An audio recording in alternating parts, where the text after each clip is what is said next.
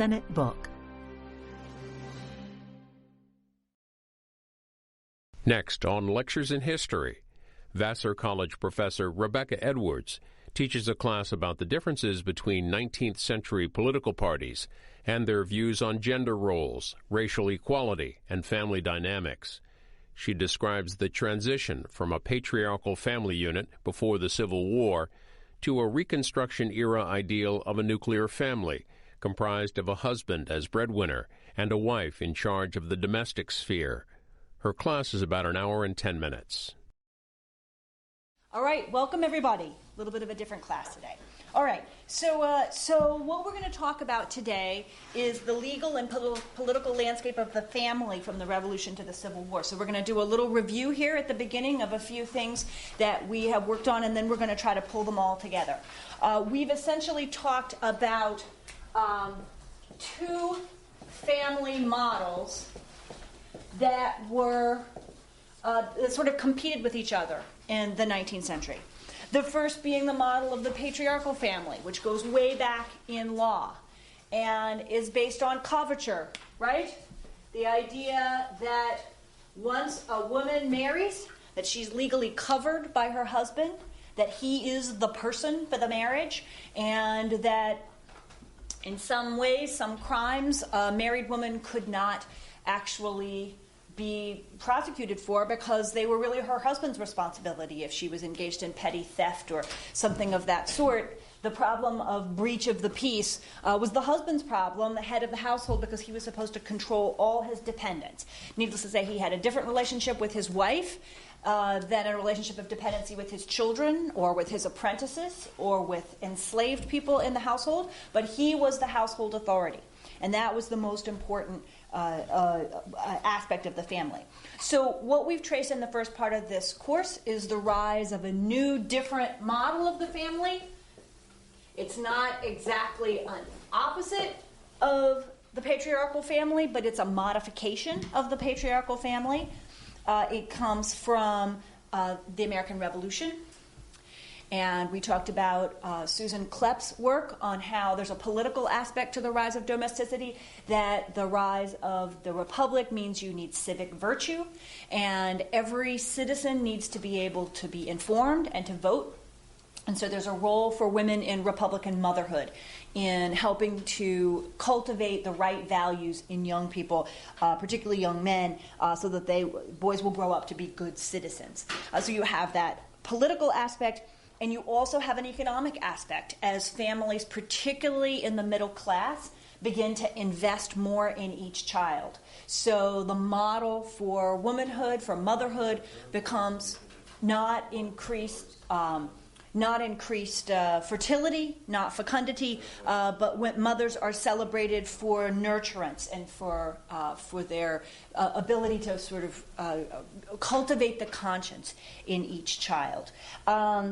This is particularly prominent in the Northeast. We've talked about how in the South and in the West, domesticity will eventually spread to all parts of the country, and we're going to talk today about how that happens, but how it begins really in the Northeast with the middle class. We've also talked about how historians often tell that as a national story, right? They look at New England and decide that's what's happening everywhere, and we know that's not the case. So, but we see that this is a really important change. It's called by some historians the cult of true womanhood, but we're not going to call it that because we see changed roles for all the members of the family, right?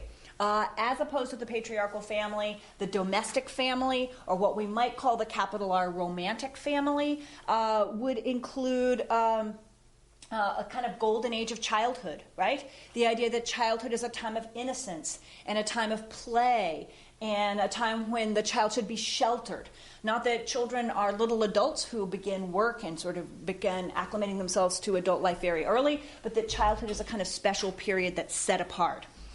We certainly see new ideas of manhood. We've talked about restrained manhood as the central factor in the domestic family.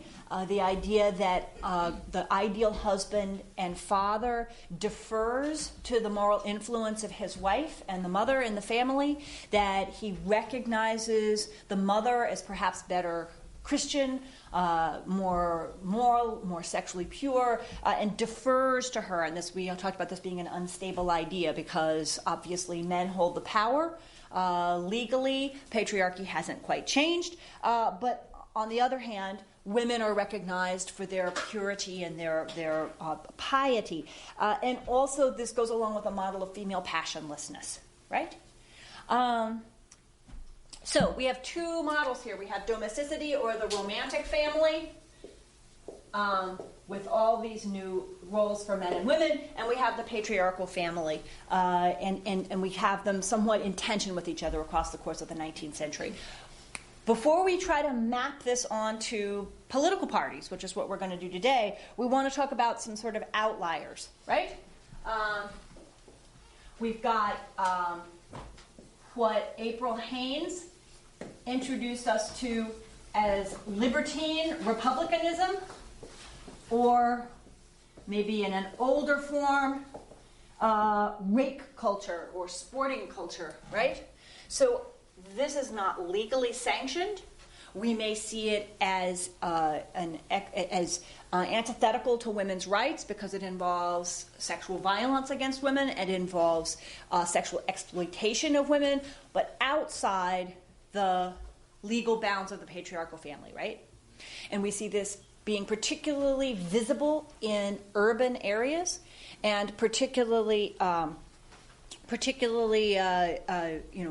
a particular controversy over it in urban areas, but you have it also. If we talk about, say, the abolitionist movement, that one of the strongest arguments that the abolitionists make in terms of their success in the North is pointing to slaveholding as a form of rake culture, right, as a form of libertine republicanism, that white slaveholding men in the South are exploiting slaves, enslaved women sexually, and that argument really resonates with the northern middle class. On this side, we have some radicals that we just talked about.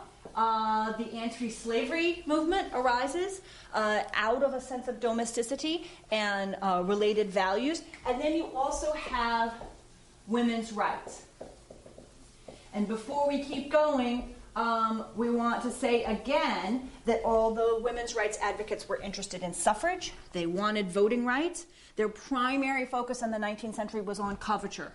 Right, was on making sure that married women did not lose all their legal rights. And so we have a women's rights movement that's pretty radical over here, right? There's just a few people before the Civil War who were involved in it, but it's working against coverture. And I brought what I think is kind of a fun document that we haven't had a chance to look at yet, which is on the back of your sheet, that is from Lucy Stone and Henry Blackwell, who were leading abolitionists, who fell in love, even though Lucy Stone swore she was never going to marry, ever, ever, ever.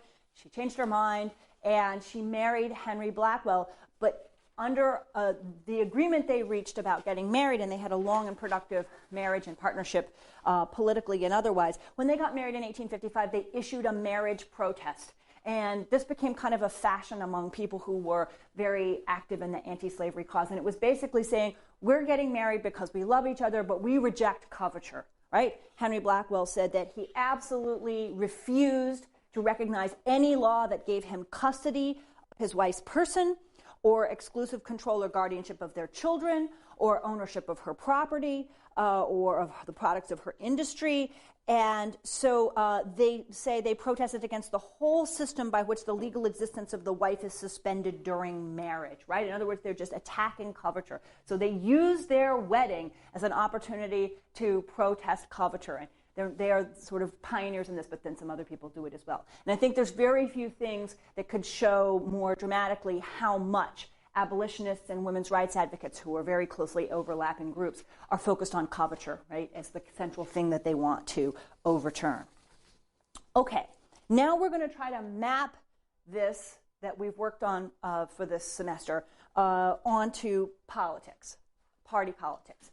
I'm going to probably do some simplifying here, just like if you said today more women vote Democratic and people in rural areas tend to be more Republican. You understand those to be shorthands. They're true to some extent, but that doesn't mean you're going to go find every person in a rural area voting Republican or certainly every woman voting Democratic, right? But I'm going to try to make some kind of broad generalizations about the parties. The reproductive regime, or the patriarchal family, is what I should start with. The patriarchal family is really the bulwark of the Jacksonian Democrats. Starting from about 1828, when Andrew Jackson becomes president, the Democratic Party really dominates the national political stage. And we can sum up some of the things that they want to do as they want a small federal government for everything except military purposes, because they want maximum power to go to the ordinary male head of household, the male citizen. And they're suspicious or jealous of any concentration of power. The Jacksonian Democrats focus on geographic expansion with an emphasis on agriculture, and that's based on rapid population growth, right? So they're big celebrators of population growth. And we've talked about how some Jacksonian Democrats stand up on the floor of Congress and they say, we hail the American multiplication table, right? You go out to a log cabin in Indiana and you'll find a young couple just starting out in life, and you come back 30 years from now and they'll have had 20 children. And that's the American multiplication table, and that's how we're going to take the continent. So there's an overt attention to population growth. The Jacksonian Democratic Party are fierce defenders of slavery. And we're going to talk in just a few minutes about what happens in the 1850s when they begin to get challenged on this. But certainly everything we've talked about so far in this class about coerced reproduction, of enslaved women's sexual exploitation, and the reproductive results of that falls under the heading of the Jacksonian Democrats. They were big defenders of slavery. They also are advocates of conquest and the removal of indigenous peoples, as we've seen, right? So I think you could probably call all of this put together white nationalism. There's a question you could ask at the end if you'd like, but it's certainly grounded in population politics and in the patriarchal family and in coverture. And one thing that's consistent about the capital D Democratic Party in the 19th century is they were adamantly opposed to women's rights in an array of different forms. Certainly women's suffrage, the Democrats were very opposed to. And we can talk a little bit afterwards about why. Okay, so there we've got the patriarchal family and the Jacksonian Democrats, who in the political systems are big defenders of it. And their policies are really grounded in the need for a patriarchal family. We could even call it like a reproductive regime, right? Where all the aspects of Jacksonian Democratic policy depend on reproduction. So who's out there opposing them? So starting in the 1830s, the other party up through the 1850s is the Whigs. We're not going to stop to spend a whole lot of time talking about the Whigs today, but we'll just talk about a few of their main ideas. First of all, they believed in growth through economic development rather than so much through geographic expansion. They were advocates of industrialization and of government investment in various internal improvements like canals, and later on railroads and the telegraph and things like that that would sort of bind the country together and foster the growth of cities and towns. So they were advocates more, you might say that the Jacksonian Democrats believed in building out, and the Whigs sort of believed in building up in a more urban and industrial way. And they were also Whigs tended to be middle-class Protestants who were interested in what we called the benevolent empire of reform, right? They had been influenced by the Second Great Awakening. They were motivated to go out and perfect the world, right? To bring about reform and to celebrate, among other things, domesticity and female moral influence, right? So if you find a woman in, say, Poughkeepsie here in the 1840s and 50s who's involved in founding an orphan asylum or a home for the friendless, which is what they called homes for women who were pregnant out of wedlock and needed shelter and support, or any other kind of benevolent project like that. Maybe she was out founding a penny society, a cent society, where people could put in a little bit of money to help support missions, Christian missions, things of that sort. Chances are she was a Whig. She was most likely a Whig. Now, I want to emphasize that the Whigs did not oppose slavery, except for a small group of Whigs in Massachusetts. The Whigs were a national party, and they actually agreed with the Democrats on putting in place something called a gag rule, so that for many years in Congress, starting in the 1830s, anybody who petitioned the federal government to abolish slavery or to, say, abolish the slave trade in the District of Columbia, or to reopen diplomatic relations with Haiti, which was a country that had been born out of a revolution by enslaved men and women, and therefore the U.S. had no diplomatic relations with it. Any kind of petitions to Congress on any of those issues were automatically tabled. Congress just agreed, we're just not going to look at them. This issue is so explosive that we're not even going to touch them. So the Whigs, although they were interested in promoting the domestic family in a variety of different ways, were not willing, for the most part, to make an anti-slavery critique. What happens then is that you get protest parties, small parties, that we've discussed last week, right? The Liberty Party in 1844, and then the Free Soil Party. And those parties emerged to say, hey, we really need to talk about this issue of slavery, and neither of the major parties is willing to do it. So we're going to emerge and protest this issue of slavery and try to get it on the political table.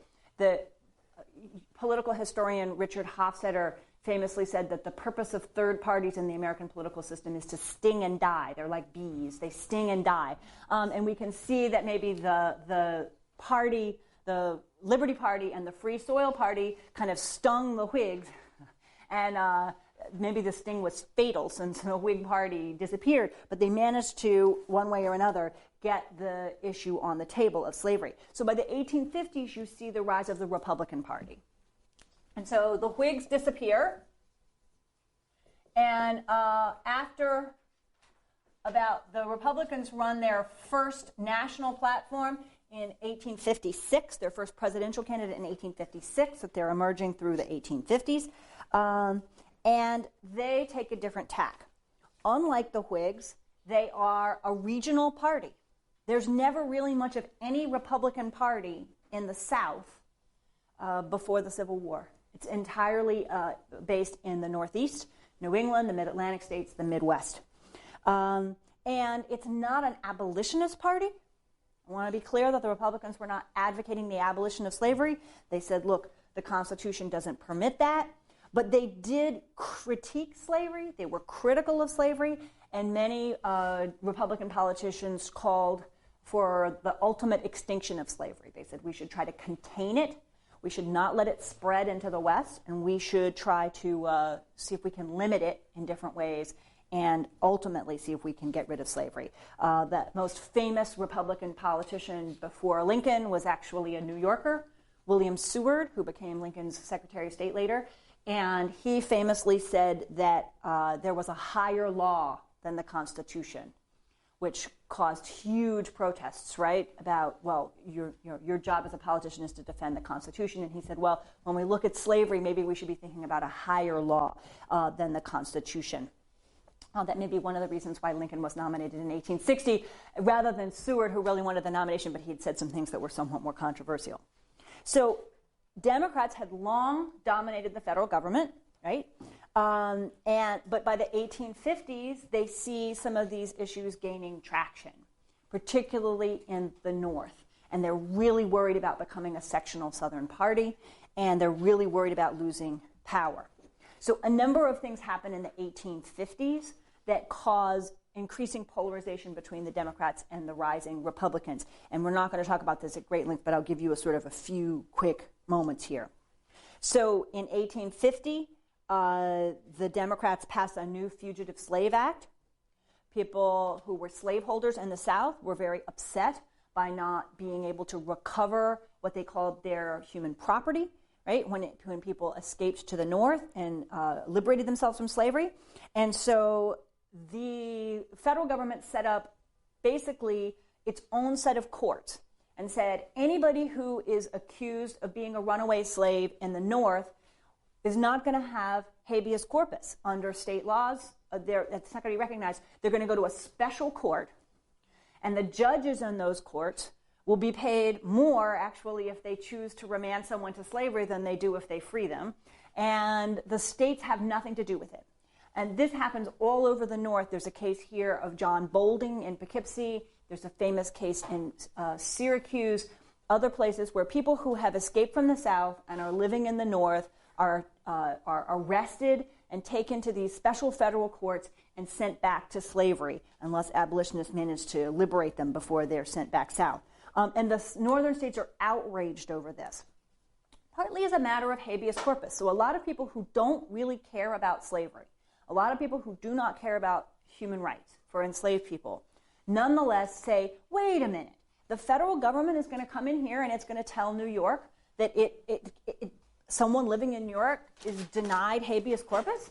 How is that going to work? How is it that the federal government gets to tell New York this, or Pennsylvania, or Vermont, or any other state? And so they pass what they call personal liberty laws that negate the Fugitive Slave Act.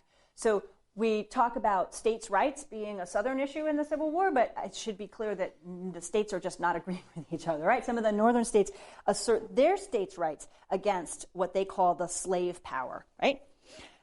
Another issue in the 1850s that increases people's support for the Republican Party in the North is that Southern diplomats in the 1854, they are working for the Franklin Pierce administration. It is revealed that they are trying to purchase Cuba from Spain, and they're arguing that if Spain won't sell it, that the U.S. should go to war with Spain and seize Cuba, because Cuba would make 3 really, really good new slave states. And then that would bolster Southern power in the House of Representatives and in the Senate. This creates huge outrage, and Pierce has to back off, and it's never brought to fruition. But it makes Northerners, again, suspicious that the South is willing to do whatever it needs to, that Democrats are willing to do whatever they need to make this happen. So after that, in the late 1850s, there's a huge struggle in Kansas territory over whether it's going to be free or slave. Some of you may have heard about this or read about this as Bleeding Kansas, right? And again, a lot of people are upset, not necessarily because they care whether Kansas is free or has slavery, but because of how pro-slavery forces operate. A whole bunch of people come pouring over the border from Missouri, which is right next door, which is a slave state, to vote in Kansas elections. And there's the Democratic presidents send a series of governors to Kansas who are all pro-Southern and pro-slavery. And they look at what's going on in Kansas, and they find that votes have been cast by a whole bunch of people who were listed from the Chicago City Directory in alphabetical order, and it's really clear that the whole thing is kind of a fraud. And so they go to Kansas trying to shore up a pro-slavery majority, and then they just throw up their hands and say, this isn't working.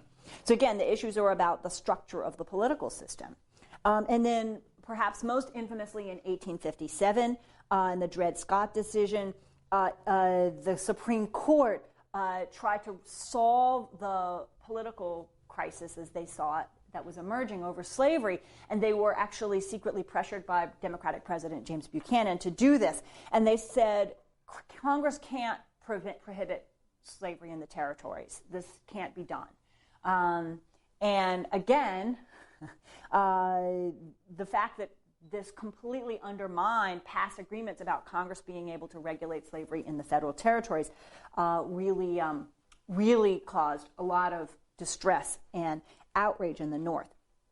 The Supreme Court also went beyond that and said that because African Americans had been brought to the United States for purposes of slavery, they had, quote, no rights that the white man is bound to respect, which is a very infamous quote.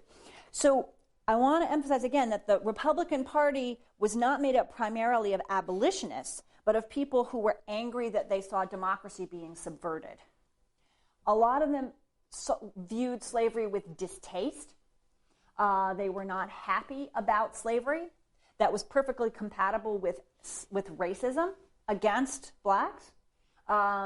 So you have a kind of volatile mixture inside the Republican Party of people who are anti-slavery and, outright abolitionists, and others who are upset about what's happening to American democracy as they see the Democratic Party overreaching in a desperate attempt to hold on to power. So in the 1850s, the Republicans emerge in a whole bunch of different places. There's actually 3 different towns that claim to be the birthplace of the Republican Party because it was sort of a grassroots thing.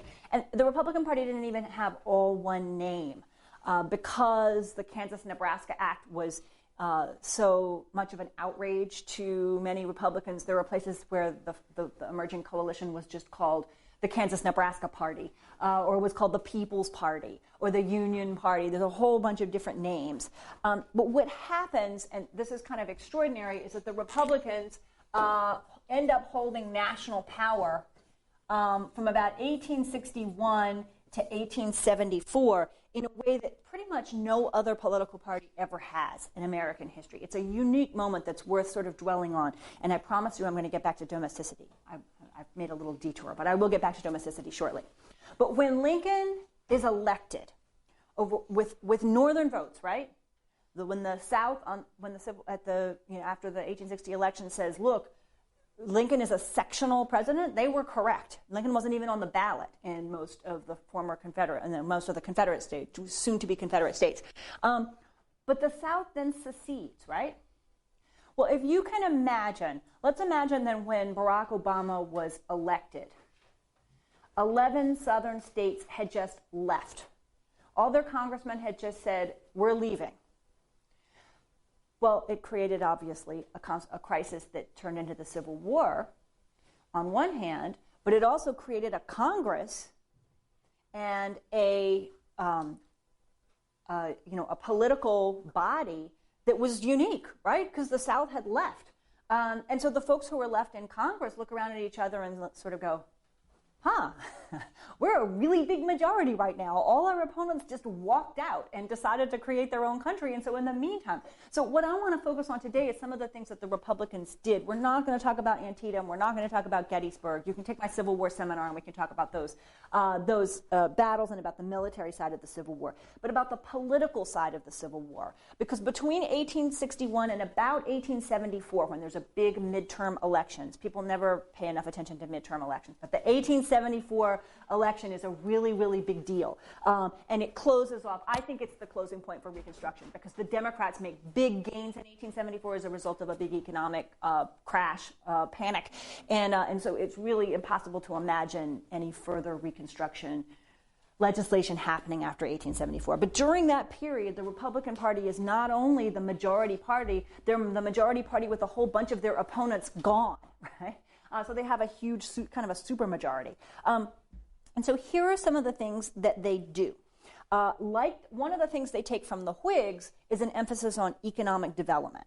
They create a new national banking system. They pass a Homestead Act. They pass Moral Land Grant Act. They're particularly focused on getting people educated. Education is a big focus of the Republicans. And the Land Grant Act creates state universities with the idea, it actually sets aside federally owned land that each state can sell in order to fund public education. And they very much want to make education available to working class men and to young women. And they say that in the legislation. Harvard is Harvard, and Harvard will always be there, but we want to make sure there's a much broader access to higher education among other folks who can't afford to pay so much. So they have a big approach to economic development. And then the main thing, getting back to domesticity, is I want to talk about how the Republicans are really the party of domesticity and how in this period between 1861 and 74 in particular, and then going on a little bit after that, they really try to bring domesticity into and the romantic family to make it the American ideal, to make it the American norm. So I'm going to talk about 5 different ways in which they did that. The first and perhaps the most obvious was in emancipation. And if you look at how the Republicans talk about emancipation at the time and for decades afterwards, they say, we created homes. We enabled people who were enslaved to become families, to have family rights.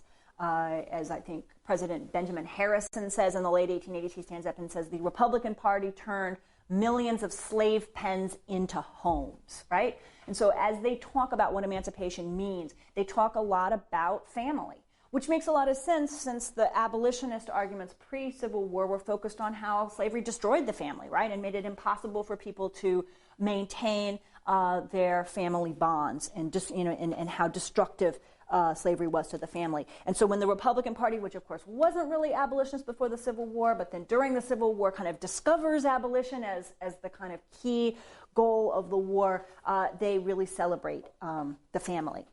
They also do some things that specifically protect African American families, at least during Reconstruction, during this period when they hold the most power.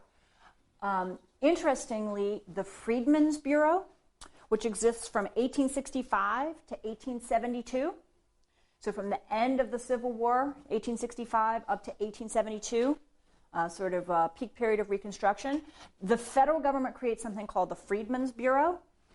Its official name is the Bureau of Freedmen, Refugees, and Abandoned Lands, which tells you that it was a little bit of a catch-all, right? But the Freedmen's Bureau is the first federal agency that ever gives direct welfare aid to families in distress. So they recognize that people who were enslaved, as well as refugees, people who've been displaced by war in the South, need help, and they provide it directly from the federal government. First time it's ever done. It's not done for very long. The Freedmen's Bureau is seen as temporary, and it closes back down. But historians who've looked at this have found that the Freedmen's Bureau was particularly concerned to help formerly enslaved women and their children who might lack a breadwinner and who needed support to try to get themselves on their feet in this new economy where they were trying to exercise their new freedom. So you see a direct federal aid to families. That might not seem too radical now, but at the time it was a completely new idea, right? So new that they sort of tried it for a little while and then shut it back down again. But it was a recognition of the needs of some of these families. And last, and I gave you a couple of cartoons to go along with this. These are from Thomas Nast in the 1870s. They also worked on protecting black families from violence. And these cartoons give you a sense of how that was portrayed in the Northern press. These are cartoons by Thomas Nast, who was by far the most famous cartoonist of the era. He mostly did his work for Harper's Weekly, which is a very popular, which we have in the library. You can go pull it off the shelves and look at these big, giant Harper's Weeklies. They're great. And he was the guy who invented the elephant for the Republicans and the Democrats for the donkey for the Democrats. And he invented the modern Santa Claus and things of that sort. So he was a very important, influential cartoonist. Two examples here of how the struggles of Reconstruction were represented in Harper's Weekly. The one at the top is called Patience on a Monument, and he's showing an African-American man who has witnessed, the murder of his wife and child. And there's a lot of very, very, very, very tiny writing on that. If you want to go, if you want to go blow up the original copy to a very large size, you can see what it says on there. But basically, it's saying the nation must act because here's someone who is patiently waiting for protection and who's watched the death of his wife and child in white violence against freedmen, and something must be done. The picture at the bottom shows a family, right? And you have over and over, you see at the top it says emancipation. Over and over you have depictions of emancipation with African-American men and women in wedding dress, getting married, sitting in a parlor with their children, surrounded by family, right? This is what emancipation means, and it's what needs to be protected. It's often forgotten, but in 1870, the federal government actually shut down the Klan. The first Ku Klux Klan emerged in the late 1860s and began engaging in all kinds of elections violence and terror across the South. And the federal government at that time, still very much dominated by the Republicans, the radical Republicans at that point, said, no, we're not going to allow this. And they went down and they arrested a lot of Klansmen. They did not stop all the violence, but they drove a lot of it underground. And they made arrests, and they very much slowed the pace of violence. So around 1870, 1871, they also asked hundreds and hundreds and hundreds of people to come to Washington, D.C. and testify. And so there's this very, very powerful set of documents called the Klan hearings that were done in 1870, where the federal government basically says, come to Washington, D.C. and explain. And you have lots and lots of African Americans testifying as to what happened to them. You also have white school teachers who've come south to teach in the South, and others who are victims of Klan violence come in and testify. There's volumes of that testimony. It's really quite powerful. All right, so in that piece of its first commitment to emancipation and the protection of African Americans in the South, domesticity is really central to what the Republicans think they're doing. That commitment faded, as we know, right? The commitment to Reconstruction fades for a number of different reasons. First of all, because ex-Confederates are adamant, and the Republicans in the North can't figure out how to meet that intransigence. They really aren't prepared to militarily occupy the South for years and years and years, and it becomes clear to them that that's what they would have to do. The Depression of the 1870s also plays a huge role because Northern voters turn away from the South and they say, we just don't care. We're tired of, as taxpayers, of trying to help bring, this doesn't seem like it's going to have any end to it. And we have problems at home now. We have the railroads are going under, and we have huge amounts of unemployment. And so white voters turn away from their commitment to the South. And then later, when we talk about Ida B. Wells and lynching and some things later on in the semester, we're going to come back and talk about the legacies of the Union really and Republicans withdrawing that commitment. The commitment to domesticity, though, continues, and it takes other forms. So let's explore some of those forms.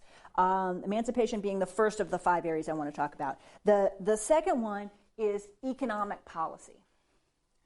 And we might not see an immediate connection between like a national banking system and domesticity, right? Those things might not fit, but I want to make the argument just with one example that the way the Republicans talked about the tariff it really exemplified their commitment to domesticity.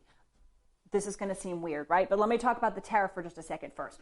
So what the Republicans argued they should do and the policies that they enacted are what they called a protective tariff, which is to say that anybody who, say, manufactured particular kinds of textiles or steel or sugar or wool or a bunch of other manufactured products and wanted to ship them into the United States, they had to bring them through a customs house at one of the designated U.S. ports, and they had to pay a tariff. There was no federal income tax in the 19th century. Most of the federal government's income came from tariffs. And the idea was to protect U.S. manufacturers by charging extra. So obviously, if you manufactured something cheap in Britain, and then you brought it into the United States, and when it came into the United States, you had to pay a big tariff, well, you were going to have to charge more to American customers in order to make up the difference, right? And so that would give American people who were manufacturing or producing things inside the United States a competitive advantage. I think I'll go out on a limb here and say, because this is a hugely complex issue, but I'll say that I think the tariff worked in building American industries. It was very effective in protecting and nurturing things like the sugar beet industry in the United States and the steel industry, which absolutely, you can show that when the tariffs went in place, that really helped build these industries. What the Republicans argued is that the benefits of that would trickle down, and that didn't happen so much. And I'll show you what they meant by trickle down by looking at these other cartoons. So if you flip onto the very back sheet, there's a cartoon from the 1884 presidential election. and actually all of these are from the 1880s. And the argument was this. So because we are protecting American industry, workers in the United States can make a living wage. They didn't use the word living wage yet, but they basically said, look, the male head of household can earn a good salary, and the wife and mother doesn't have to work. There's domesticity, right? Basically, we are creating an American middle class with the tariff. And what we want is women, like the picture up at the top right, who are home, who are able to take care of the children, who are able to fulfill that role of Republican motherhood, right, and nurturance for their kids. And then the children will be able to be educated because they aren't having to be in the, they aren't having to work at an early age. They're not, going into the factories and things of that sort. So, and then this picture at the bottom, which might be a little hard for us to kind of parse nowadays, but basically what they're saying is, look what happens to women in a free trade country. Here are women who, and they sent investigative reporters to England, which they said was a free trade country where women were degraded, working class women were degraded. And so they describe women who are working in mines, coal mines, stripped to the waist, who are working in iron foundries with their baby crawling around on the floor beside them. I think some of this maybe was a little bit exaggerated. You have to go talk to Professor Murdoch and take her classes on Britain to think about this, but this is the way they wanted to portray it. And look how masculine these women look, right? They're literally wearing the pants. And one of them's carrying a shovel. So you can read it both ways. You can read it as sort of, these are women who are out of their sphere and behaving in ways that they shouldn't. Or really the main argument for the Republicans was that they're forced to do this because their husbands don't make a good wage. It became really clear by the 1890s that the tariffs that the Republicans put in place in the United States did not, in fact, result in a living wage for husbands and fathers and breadwinners. And that in fact, industrial poverty was emerging full-blown in the United States, had emerged full-blown in the United States.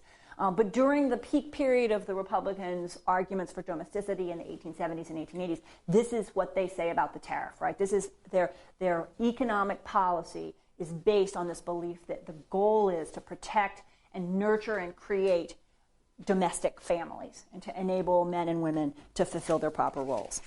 Okay. A little more directly, from our point of view, the Republicans, this is number 3, right? So first is emancipation. Second is their economic policies are also in favor of domesticity. And then third, we can see evidence that they weakened coverture, that they listened to the women's rights argument about coverture. We've already seen that in the Morrill Land Grant Act, they were interested in women getting higher education, right? They were big advocates of education for women. As at Vassar College, as you're seeing in your research, they weren't always sure what women should do with that education once they got it. Even Matthew Vassar was a little concerned about that and a little confused. But they did think women should get educated, right? They were big advocates of that. Here are some other things they did. You begin to see Married Women's Property Act. New York is the pioneer in this in 1848 as a direct result of the agitation by women's rights advocates who are saying, look, married women have to be able to earn their own wages, have their own money, keep their own property. It's just, it's not right for when a woman gets married, she loses all her property. And so those spread, particularly during Reconstruction, all during this period, you begin to get Married Women's Property Acts, which the states recognize married women's right to own their own property. You begin to get many more laws that make divorce easier, particularly for women who are alleging physical abuse or sexual abuse. So we said earlier that the whole concept of marital rape doesn't even really come into the law until the 1970s, so a whole century later. But what you do begin to see is that women who come to court and say, my husband makes constant sexual demands on me, my health cannot, my health has suffered, my doctor has said I should not bear more children, or my doctor has said that, I've become very frail, but my husband isn't paying any attention, that judges will say, that's cruelty, you can have a divorce. as well as with physical abuse. So you begin to see, even though the law hasn't changed, the definition of cruelty expands so that more women can come and make a successful case for divorce on grounds of cruelty. You also begin to see an emphasis on child support for mothers. As we might expect from the romantic family, you have a change in assumptions about custody. You might say that under the patriarchal family, it was always assumed that in any case at all, under any circumstances, the father was the primary guardian who made all decisions about the children. Now, under the domestic family, it becomes more important for women to play a role in that, right? And mothers to often get custody in cases of divorce. In fact, it might be assumed that young children should stay with the mother. And you see in the South, and if you're interested in this, Laura Edwards has a wonderful book called Gendered Strife and Confusion about the Reconstruction South. You see African American women coming forward to courts and saying, I'm owed child support by this white man. You see mothers more generally coming forward asking for child support. And as we talked a little bit before, Republicans tend to be favorable to temperance arguments, and they're particularly concerned about domestic violence. They tend to blame alcohol. They tend to talk about it as a problem of alcoholism, but they do begin to talk about domestic violence in a broad sense. And we talked about like the possibility of raising the age of consent. There's a range of other laws that it tends to be Republicans who focus on. And perhaps most interestingly, coming out of the temperance movement is something called the White Cross movement, which is men who pledge to not to take advantage of the double standard. They don't approach this maybe the way that we would. They say a single standard for all means a single standard of purity for everyone. So rather than seeking a kind of Victoria Woodhull free love approach that we talked about last week, they're going the other direction. But they're saying it would be absolutely wrong. If it's wrong for women to have sex before marriage, then it's wrong for men. It would be wrong for a man to ever not tell his marriage partner if he, everything about his sexual history. And so men should be pure. And we'll wear a white cross, which will indicate the white cross will show our commitment to sexual purity for both men and women. Historians have tended to make a lot of fun of the white cross guys, right? Like these are guys who are sort of very prudish and very, sort of like the temperance advocates, kind of people who are going around saying, stop doing that. But if you think about it, it's a pretty rare thing for people to sort of stand up and renounce a privilege of some kind. And it's absolutely in keeping with the idea that partly what the domestic model is in politics is critiquing the patriarchal family, right? And saying that one of the goals of government is to rein in abuses of power by patriarchs who are abusing their power, right? So they aren't completely undermining the patriarchal family. They're still saying men should vote for the most part. They're not big fans of women's suffrage. They're still saying men are the head of household. But they're saying, you know what? There are circumstances in which men are abusing that power, and the state government should prevent that kind of abuse. They should, women should not be, because they married the wrong man, shouldn't be forced to endure all kinds of torture and abuse and cruelty. Okay, fourth, and this goes in kind of a different direction. So far, maybe you've been thinking, well, this is pretty good, right? We're moving in the right direction from the patriarchal family to domesticity. The domestic family has some advantages. It's more humane. Now we're going to complicate things, right? So there are definitely some negatives in the rise of the political domesticity for women's rights and for conversations about birth control. And these fall under the same rubric of protection, tariff protection and other kinds of protection, and they go to two bills that are passed for sort of sexual protection of women. And the first is the Comstock Act, which we already talked about a little bit with Victoria Woodhull, but we should go back and do it a little more thoroughly, right? In 1873, the Republicans in Congress, and then it was signed by President Grant into law, banned any obscene information being sent through the U.S. mails. So anything that might touch on, this was interpreted very broadly, anything that might be information about birth control, anything that might be pornography, anything that might be construed as lewd or obscene in any way by 19th century standards could not go through the U.S. mails. And if you tried to send such a thing through the mails, you could be arrested. The Comstock Act is a really curious kind of piece of legislation. If you go look in Congress, they didn't say almost anything about it. They just pass it. You don't have a lot of Republicans standing up and saying, this is a great law. And you actually have some Republican and other governors quietly pardoning people who are convicted under the Comstock law. There's a lot of mixed feelings about the Comstock law. But we've met Anthony Comstock already, right? He was just one of these people who's a huge crusader and who transforms things by his just raw energy and insistence. And he spoke particularly to middle-class families about schools and other places where children might get a hold of information they shouldn't have. He sort of scared the pants off of everybody and said, "You have really got." Well, it's Anthony Comstock. Maybe we should say that he made sure everybody had their pants on. But he said that any information about birth control was obscene.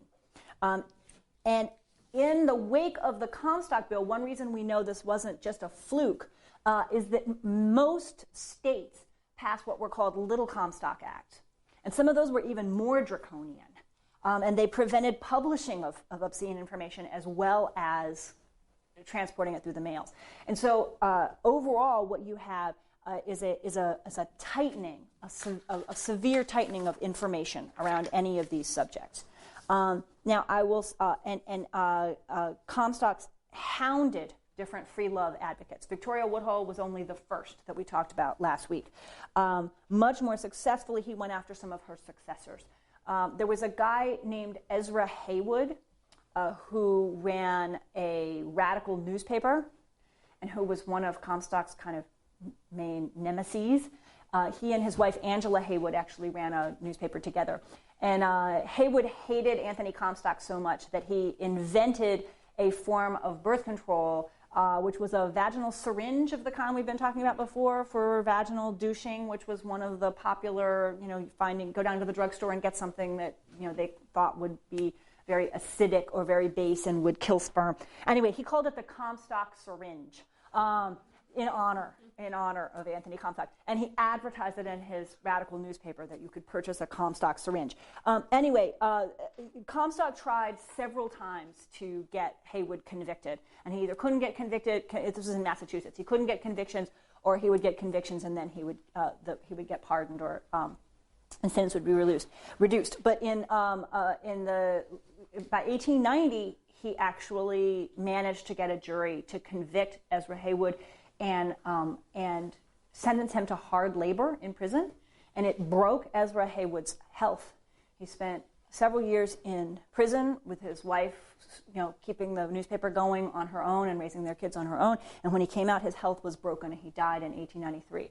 So I don't want to underestimate the Comstock Act and its serious ramifications for free speech and for the circulation of information. It's very clear that there was a chilling of the atmosphere. And all that stuff we read from Charles Knowlton and all that conversation that we talked about in the antebellum United States where people were publishing books and it just became much harder to do that under the Comstock Act.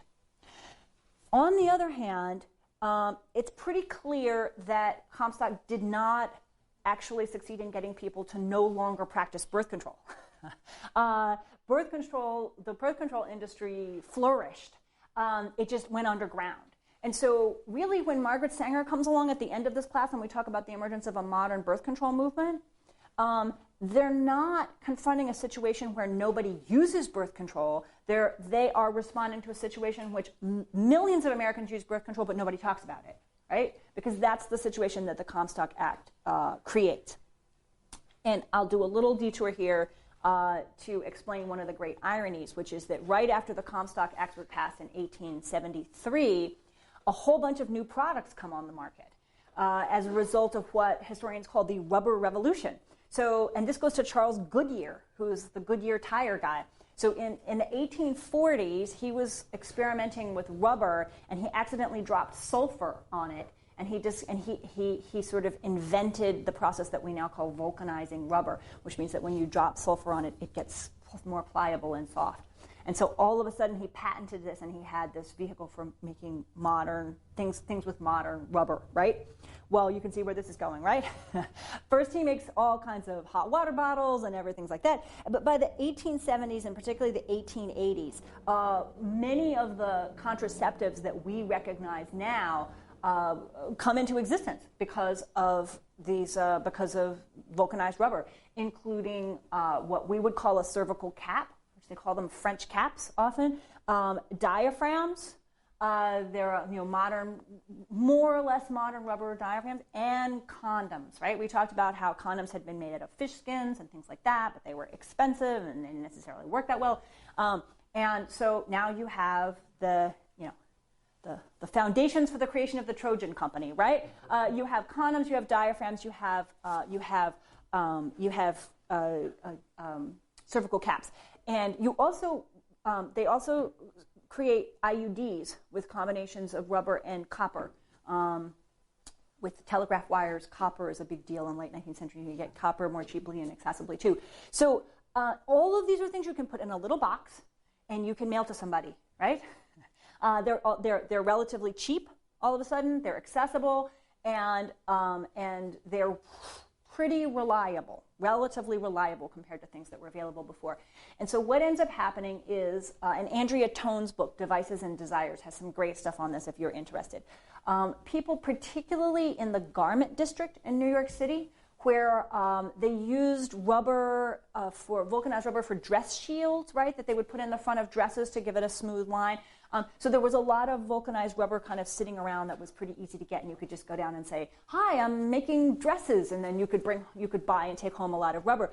People had little craft workshops where they made diaphragms and condoms and things like that, and then they would put them in mail order. And you had to be very careful because you weren't supposed to be advertising them under the Comstock Act, but people clearly found out how to get them because people bought, and in New York City, people would get prosecuted every now and then, maybe fined $20, which was about what they were making in a couple of days, and then they would go back to making more condoms and diaphragms. So I want to just emphasize the tension between the Comstock Act really shutting down national conversation and kind of forcing conversations about sex and birth control to go underground, but at the same time, the rubber revolution taking off and birth control itself actually flourishing, right? And that's a kind of weird situation where it's clear that people are using birth control more and more and more. They have more and more fertility control, and at the same time, nobody's talking about it. That's where you get by the 1880s through really up into the 1920s, okay? The second piece of this control that the Republicans put in place, in addition to the Comstock Act and the little Comstocks, is that they sign on with an anti-abortion crusade. So this goes directly to birth control and to abortion. And I want to make it very clear that the people who drove the anti-abortion crusade in the 19th century were not doing so on religious grounds. They were not clergy. They were not churches.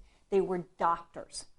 And James Moore's book, which is on your bibliography for today, is the place to go if you're interested in the really detailed history of this. He does a very, very good legislative history and political history. Doctors in the 1840s and 50s decide that quickening, that traditional doctrine, right, which it was not abortion until a woman had felt the fetus move in about the 4th or 5th month. And before that, what we might understand to be abortion, they did not understand to be abortion. It was sort of restoring the menses, right, or restoring the menstrual flow. And so that definition of abortion, they come to believe, is wrong, scientifically incorrect. And they also look around, and as we talked about earlier, they see lots and lots and lots of women having abortions. Not women they expect, who are single women or women who might be sex workers, but married women who already have 2 children who, like today, I think over half of the women seeking abortions in the United States now already have at least 1 child, right? And it's about, I can't afford another child, or I'm not in a position to raise another child at this time. And they begin to see many, many, many women coming into doctors and asking for abortion. And information in the antebellum period before the Civil War is circulating widely, and so you have a lot of emphasis on this. Well, it's Republicans, it's the Republican Party who responds to this argument. And really a lot of the doctors who make this argument are also themselves Republicans. There's a guy, Horatio Storer, S-T-O-R-E-R, Horatio Storer, and he's the really sort of leading, he's kind of the Anthony Comstock of the anti-abortion crusade. He's very, very vocal. He writes a lot of books, and he leads a crusade to persuade Americans that their whole understanding of quickening is wrong. It's not clear that he fully succeeds, and we'll talk more about that later. It's not clear that a majority of Americans ever come to believe that abortion, that before quickening, it's actually abortion. But he certainly persuades a lot of people that to understand abortion differently, and that the purchase of little pills that will restore the menses, through the mail is wrong and should not. That women should not do that. And from the 1850s onward, really all the way up through this whole period, particularly in the Reconstruction period, the states put in place an increasingly draconian set of anti-abortion laws. Almost every state in the United States, as a result of this doctor's crusade, adopts anti-abortion legislation. Most of them target abortion providers. They say it's illegal to provide an abortion. Again, same rhetoric we've seen in a whole different aspect is protecting women, right? The idea is that this protects women from abortion providers. All right, last but not least, and then I'm going to try to provide a little time here for some questions, is that the 5th piece of the Republican effort to promote domesticity is to spread domesticity to everybody. Because once you believe in the romantic family, and once you believe that the husband should be the breadwinner and that the wife should be the sort of moral center of the universe and should provide a haven in a heartless world to the husband when he comes home from work, once you believe in motherhood and childhood and this particular way of thinking about the family, which many of us just might come naturally, but in this class we're trying to historicize it and understand it as a historical one way of seeing the family among many. Once you believe in that, you want everybody to have that kind of family, right? And so the Republicans spend a lot of time trying to promote the romantic family. And I'm going to give you 2 domestic examples. I could also say that this is the great era of global Christian missions, and that those people who wanted to found the benevolent empire of Protestant reform in the United States are quickly sending missionaries to China and India and other parts of the world in the late 19th century. There's a magazine, a newspaper that we actually have in the library called The Heathen Woman's Friend, and I think that kind of sums it up, right? That American Protestant women, middle-class women, heavily Republican, were hoping to go out and spread the message of domesticity and the blessings of domesticity to heathen women around the world, right? So you have the same thing going on in the United States, and I'm going to talk about 2 groups. One, policy toward indigenous peoples, and the other, Mormon polygamy. So the first, the Republicans try to reform policy toward indigenous peoples in the late 19th century. They say the goal is not to expect native peoples to vanish or to exterminate or remove them, but to uplift them and to bring the blessings of domesticity to them, right? Which is a very different approach to sort of erasing culture rather than erasing people, right? They are absolutely obsessed with indigenous men becoming breadwinners and farmers and acquiring a belief in private property, and that the goal of that was to the key to that was having indigenous women take up the role of domesticity, right? And so they're trying to as they say, break up the tribal mass and have Native Americans not think of themselves as tribal groups or as collectives or communities or clans, but to destroy those traditional forms of culture and to emphasize the nuclear family, right? The husband who's the breadwinner, often a farmer, is what the white ideal is, and for the Native American women to learn the proper roles of wife and mother. And a lot of indigenous people say, you know what, we have a different way of doing things. Women farm, men hunt, men have different ways, but people have different ways. Not okay, right? From a white perspective, that's not how you want to run the family because civilization depends on doing it differently. This is embodied in the Dawes Act of 1887, which tries to basically privatize Native American land holdings, so that instead of, the Cherokee Nation holding a big piece of land in common, it's trying to create homesteads, individual homesteads for each Indian family. Those of you who are interested, the policies on this were largely worked out at a series of conferences for the Friends of the Indian, which met over here at Mohonk across the river, and who worked out a lot of these policies. And they were very well-meaning, and they were a complete catastrophe. The loss of Native American lands under the Dawes Act was enormous. About one-third of remaining Native American holdings ended up being lost. But I'm not going to go into that in great detail because what we're really focusing on here is the sort of emphasis on domesticity and the family as a property unit and as an economic and household unit as well as a moral unit. All right, and then last but not least, because this leads us into what we're going to read for Wednesday, right, is that the Republicans went on a huge crusade against Mormon plural marriage. Protecting women, right? Again. They started this in the 1850s. It was absolutely essential to Republican identity and political goals all the way through, and I think it's really under-recognized. In the 1856 platform, which was the first time the Republicans had a national platform, they had a plank that condemned those twin relics of barbarism, polygamy and slavery. So in the 1850s, when they talked about wanting to end slavery, they talked about wanting to end Mormon marriage, Mormon polygamy in the same breath. And we're going to talk about this Wednesday, right? There was this portrayal of the Mormon household under plural marriage as being, a harem where women were dispossessed and degraded, and where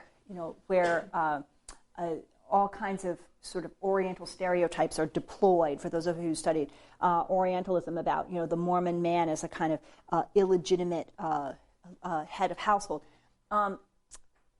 Mormon women spend a lot of time standing up and saying, it's not really like that. We don't really need to be rescued. Thank you very much. We have our own system. We have our own faith, our own beliefs. And as we'll see Wednesday, a lot of Mormon women say, plural marriage is actually good for women's rights. And look, we've actually tried to give women voting rights, and you haven't. So why are and Republicans do not listen. They are not willing to listen to any argument against monogamy. To them, this is a horror show. And and there's also again a group of middle-class Protestant women reformers who also have a kind of grassroots component to this campaign. So you've got Republican politicians in Congress and in the states and in Utah Territory trying to stamp out polygamy, and then you also have a Women's National Anti-Polygamy Society, which is a movement of women to try to persuade Mormon women that their whole way of doing things is wrong. So there's a clear imperial version of domesticity, right? Both within the United States as well as abroad.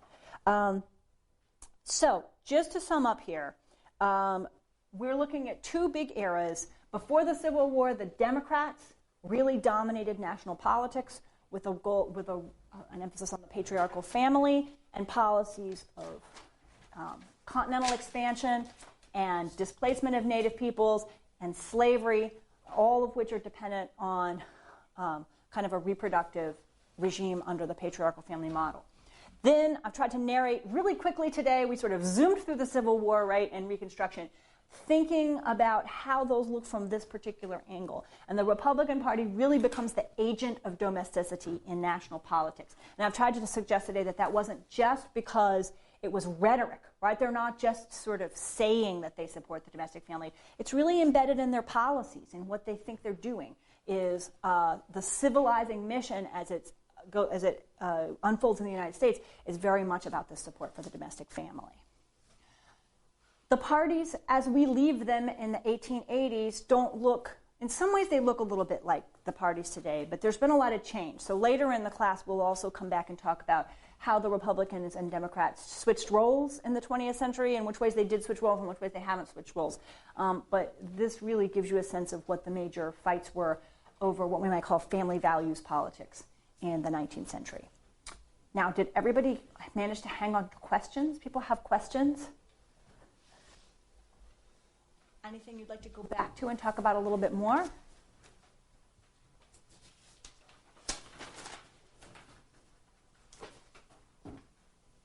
We've disrupted our usual style, which is to stop and talk about all kinds of. Yes, Sabrina. I just have a quick question.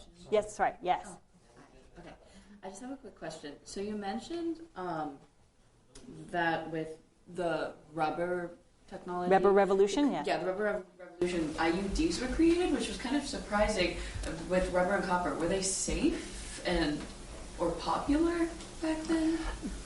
I don't know how popular they were. I don't think they were as widely used as the diaphragms and other. Okay. But they did exist, and so far as I know, they were fairly safe.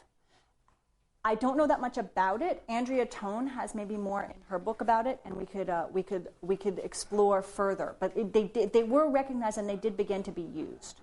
So I actually have a book that has some little diagrams of what they looked like. So we can find out. The IUD, has only recently become very popular again as a form of birth control.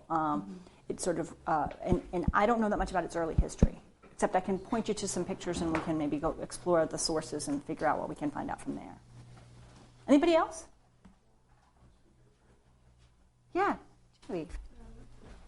I'm just wondering with the Republican Party's interest in kind of creating this idea of indigenous men as farmers, did that have anything to do with an agricultural aim for the country, or was it they just wanted to put them in a separate category?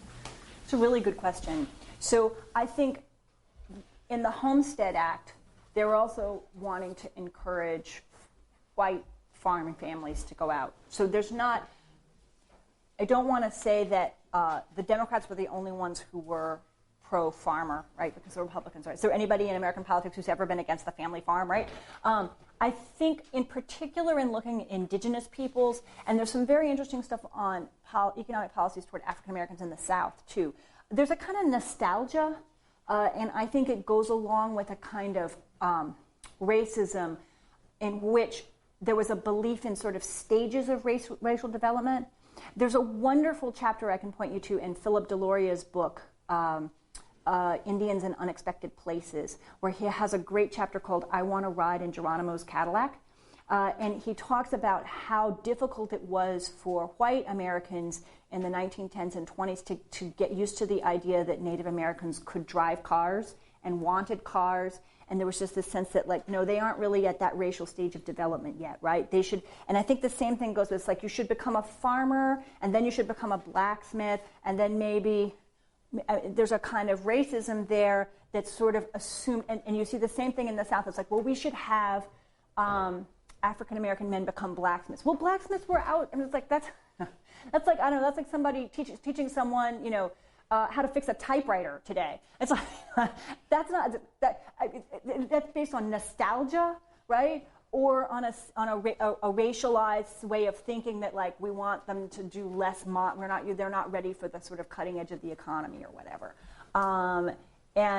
Of course, Native peoples for example, a lot of Native peoples went into skyscraper building. It's kind of and a lot of people moved to the city and did completely different things. But then they were expected to do, but there was a kind of script there. And I think it went along with nostalgia and that sort of love for the family farm and also a sort of racism that said, well, these are the appropriate things, as well as the fact that Native peoples had been shipped off to reservations in places where, I mean, they're not near steel mills, right? They're not. They've been shipped off to really remote places, which of course ironically makes it very difficult to farm. You've got Native people saying, would you like to come try to farm this spot that you stuck us in? Because it's part of the desert and we're not having much success, so we don't really think you would either. So there's that issue as well. One more? I was wondering, you were talking about how the Whigs were interesting in like building up, right? And kind of like fueling the economy locally and what they already had. Yeah. But then from like everything we've said, I kind of like, there's a lot of like white saviorism in Republicans and like, in, like spreading the word and spreading the good ways. And that included like spreading it to Indian territories. And so I'm wondering, did that continue on to Republicanism, this idea of like just bettering what we have? Because they seem to really want to save the world. So like, I'm just like confused into like, did they want to just make themselves better, or was that like with Christian missions, etc., like a worldwide like trying to expand? I think it's both. It's a good question. I think it's both, right? And it's both about we need to perfect our own families and our own society and our own communities, and then we also need to spread the blessings of civilization to everybody else. It's also both economic and moral, right? It's about economic growth and industrialization, and it's particularly about using how government is used. Is it okay for government to help build canals and railroads and things like that?